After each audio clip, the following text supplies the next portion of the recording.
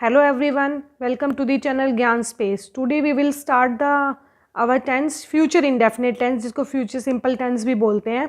इसकी आइडेंटिफिकेशन होती है गागेगी और हमेशा इसको यूज़ करते हैं जैसे कि हम फ्यूचर के कुछ प्लान्स बनाते हैं, एक्शन बताते हैं, जैसे कि वह खाना खाएगा, वह जाएगा, वह सोएगा.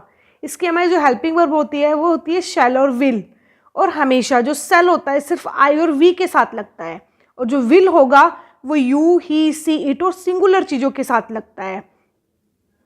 फर्स्ट टाइप के सेंटेंस होते हैं हमारे affirmative sentence, that are the positive sentence, जिसमें नोट वगैरह कुछ नहीं आता. तो इसलिए हमारी जो सेंटेंस फॉर्मिंग होगी सब्जेक्ट प्लस में विल शैल प्लस में वर्ब की फर्स्ट फॉर्म देन ऑब्जेक्ट. वह ऑफिस जाएगा, he will go to office. हम पार्टी में जाएंगे, we shall go in party. Second type के सेंटेंस होते हैं नेगेटिव सेंटेंस, मीन्स नोट वाले.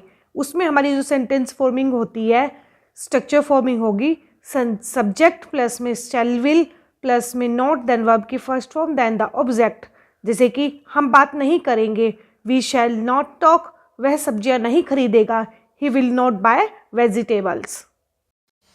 थर्ड टाइप के सेंटेंस होते हैं हमारे इंटेरोनेगेटिव सेंटेंस, जिसमें कि क्वेश्चंस पूछे जाते हैं. ओके, अब इसकी जो हमारी स्ट्रक्चर फॉर्मेशन होगा वो होगा विल शैल को पहले ले आएंगे सब्जेक्ट से, देन सब्जेक्ट देन वर्ब की फर्स्ट फॉर्म देन ऑब्जेक्ट. क्या वह यह काम करेगा, will he do this work.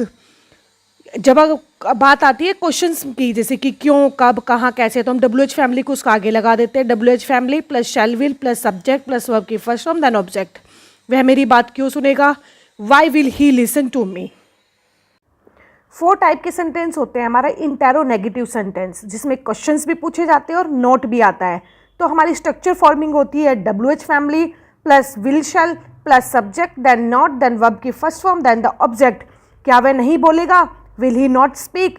वह क्यों नहीं बोलेगा, why will he not speak. Now the future continuous tense. इस टेंस में हम वो शो करते हैं, वो एक्सप्रेस करने के लिए जैसे कि वो कल ये काम कर रहा होगा, तो हम उसमें टाइम जरूर ऐड करते हैं. इसकी आइडेंटिफिकेशन होती है रहा है, रही होंगे, रहे होंगे. हम उन एक्शंस को बताते हैं जो कि फ्यूचर में गोन गोइंग होंगे. और जब हम बोलते हैं तो उसमें हम टाइम ऐड करते हैं, जैसे कल करेगा, परसों. इसकी हेल्पिंग वर्ब होती है शैल बी, विल बी. शैल भी लगता है आई और वी के साथ, विल भी लगता है यू, ही, सी, इट और सिंगुलर चीज़ों के साथ.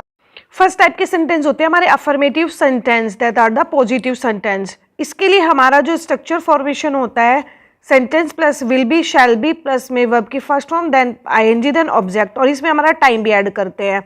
ओके, वह कल उन्हें समझा रहा होगा, he will be explaining them tomorrow. कल मैं एक समय एग्जाम लिख रहा हूँगा, I shall be writing exam tomorrow this time.